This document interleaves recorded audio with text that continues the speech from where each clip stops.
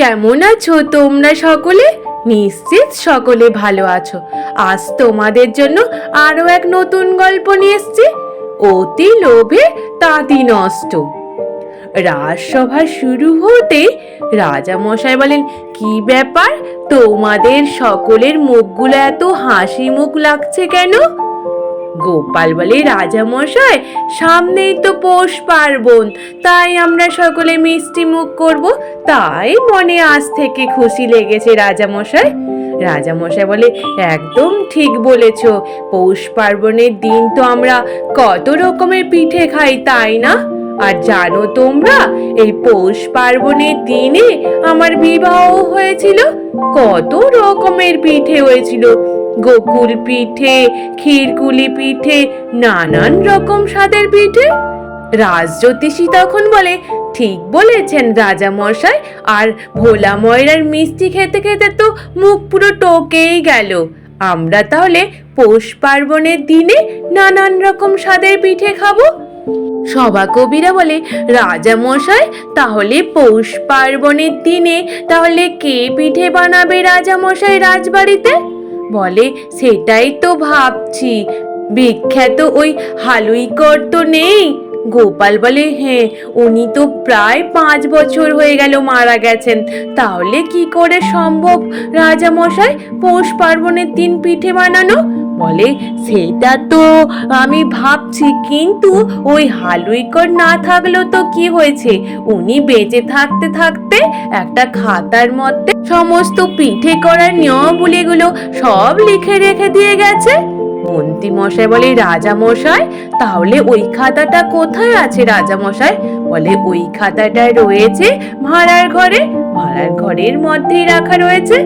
মন্ত্রী মশাই মনে মনে হবে, এটাই সুযোগ, ওই খাতাটা যদি আমি নিতে পারি তাহলে খুব বড় একটা ব্যবসা শুরু করতে পারবো।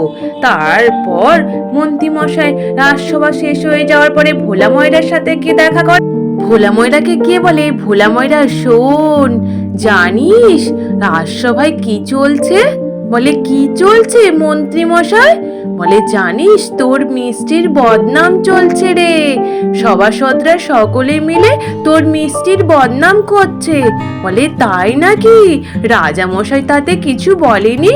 বলে, না রে, রাজামশাই বলবে কি, রাজামশাই তো ওনার বিয়ের দিন মানে পৌষ পার্বণের দিন যে পিঠে পুলি হয়েছিল ওই নিয়ে প্রশংসা চলছে, আর ওই হালুইকারের যে খাতা আছে ওখান থেকে পিঠে পুলি খাওয়ার জন্য আলোচনা করছিল। রাজামশাই বলেছেন পৌষ পার্বণের দিন রাজসভায় পিঠে হবে, আর ওই পিঠে সকলেই খাবে। বলে, মন্ত্রী মশাই, কে পিঠে বানাবে? বলে, পিঠে বানানোর লোক তো নেই, কিন্তু ওর যে খাতাটুকুনি ওটা তো রেখে দিয়ে গেছেন উনি মারা যাওয়ার আগে।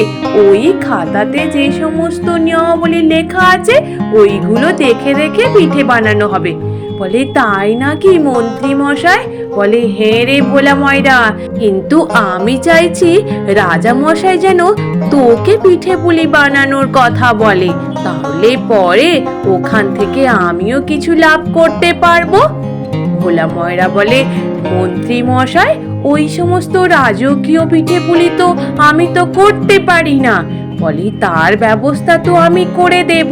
শোন, আমি হালুইকারের খাতাটা আস্তে করে নিয়ে চলে আসি, বুঝলি? তারপর আমি আর তুই মিলে দুজনে মিলে ওই পিঠেগুলো বানাবো, তারপর যা লাভ হবে 2 ভাগ আমার 1 ভাগ তোর, বুঝলি?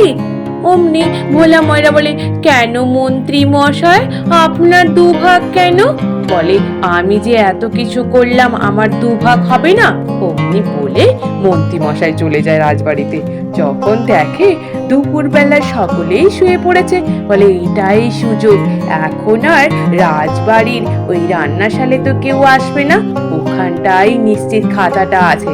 যখন গিয়ে দেখে খাতাটা একটা আলমারিতে রাখা আছে, ওখান থেকে বের করে নিয়ে সোজা ভোলা ময়রার কাছে যায়। ভোলা ময়রাকে গিয়ে বলে, ভোলা ময়রা, নিয়ে রাখ, হ্যাঁ, আজকে রাত্রিবেলা আমি আসবো, তারপর দুজনে মিলে পিঠে বানাবো, কেমন? বলে, বেশ বেশ মন্ত্রী মশাই। তারপর মন্ত্রী মশাইও চলে আসে ওখান থেকে। ওদিকে রাজা মশাই যখন বিকেলের দিকে যখন ওই রান্নাশালের খাতাটা খুঁজে দেখতে যায়, তখন দেখে ওই খাতাটা নেই। বলে, কি ব্যাপার, খাতাটা কোথায় চলে গেল, খুঁজে পাচ্ছি না কেন? রাজা মশাই না খুঁজে পেয়ে গোপালকে ডেকে সবটাই খুলে বলে। গোপাল বলে, রাজা মশাই দেখছি কি করা যায়। তারপরের দিন রাজসভা শুরু হতেই মন্ত্রী মশাই বলে, জানেন রাজা মশাই, ভোলা ময়রার দোকানে নতুন ধরনের পিঠে উঠেছে, যাবেন সকলে খেতে? সভাসদরা সকলে বলে, হ্যাঁ হ্যাঁ আমরাও শুনলাম। রাজা মশাই বলে, বেশ, তাহলে তোমরা সকলে চলো, দেখি ভোলা ময়রা কেমন পিঠে বানিয়েছে নতুন ধরনের। ভোলা ময়রার দোকানে গিয়ে খেয়ে বলে, বাবা ভোলা ময়রা, এর স্বাদটা তো কেমন আমার চেনা চেনা লাগছে। এইটা তো রাজকীয় পিঠে, গোকুল পিঠে, ক্ষীরকুলি, এগুলো তো সব রাজকীয় পিঠে, তুমি কি করে জানলে এগুলো নিয়মাবলী? ভোলা ময়রা বলে, আমি আসলে আপনার পৌষ পার্বণে বিয়ে হয়েছিল তো, আমি গেছিলাম খেতে, তাই মনে ছিল, তাই এখন বানিয়ে ফেললাম।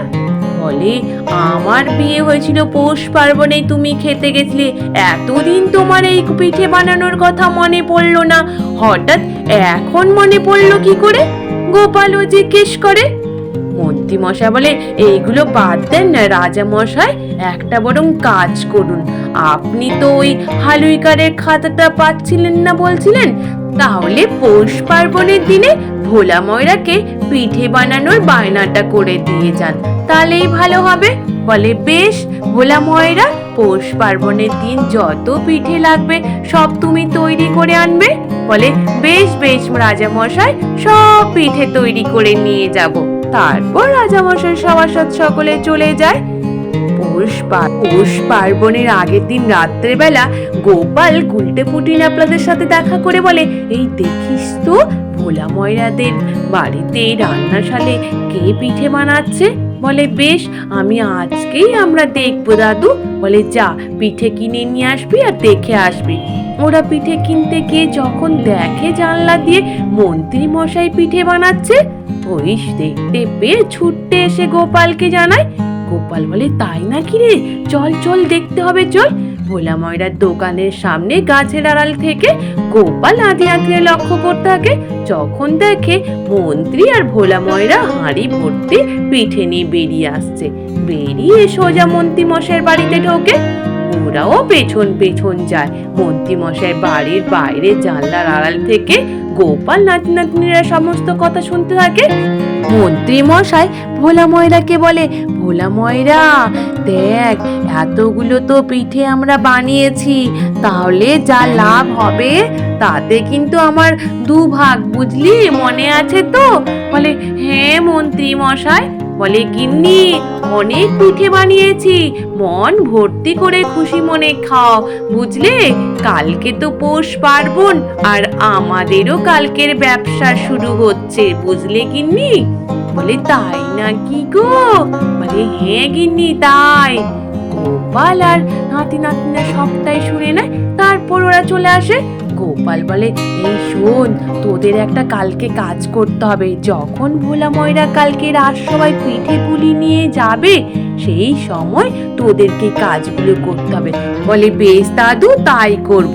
পরের দিন সকাল হতেই ভোলা ময়রা যখনই পিঠে পুলি নিয়ে গরুর গাড়ি করে যায়, ওই মাঝ রাস্তাতে অমনি গুলটে কাঁদতে থাকে। গুলটেকে কাঁদতে দেখে ভোলা ময়রা বলে, কি রে, তুই কাঁদছিস কেন?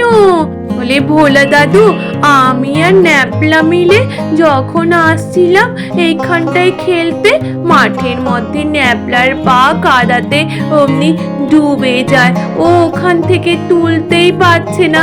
বলে, ও দাঁড়া দাঁড়া, আমি ন্যাপলাকে টেনে ধরছি। যখনই ন্যাপলাকে কাদা থেকে তুলতে যায়, ওই সুযোগে পুটি গিয়ে সমস্ত পিঠের মধ্যে নুন ছিটিয়ে দিয়ে চলে আসে। তারপর ভোলা ময়রা আবার ন্যাপলাকে তুলে দিয়ে তারপর গরুর গাড়ি করে চলে যায়। বলে, তোরা বাড়ি চলে যা। উল্টে ন্যাপলারা বলে, কিরে পুটি, কাজ করেছিস? বলে, হ্যাঁ হ্যাঁ, কাজ হয়ে গেছে।